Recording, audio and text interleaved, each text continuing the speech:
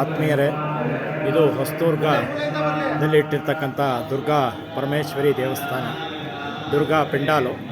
ಅಲ್ಲಿ ವರ್ಷ ನವರಾತ್ರಿಯಲ್ಲಿ 9 ದಿವಸಗಳ ಕಾಲ ಈ ದುರ್ಗೆಯನ್ನು ಪೂಜೆ ಮಾಡಿ ನಂತರ ವಿಸರ್ಜಿಸುವ ಕಾರ್ಯ ಇದೆ.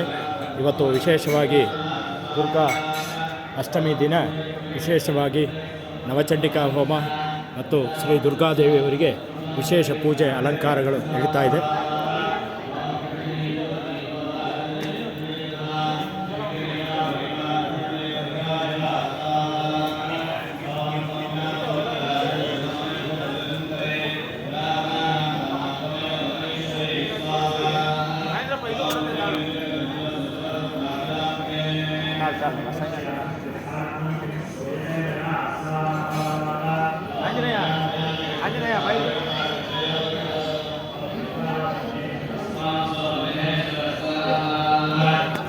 ಸುಮಾರು 108 ವಿವಿಧ ಗಿಡಮೂಲಿಕೆಗಳು, ಫಲಗಳು,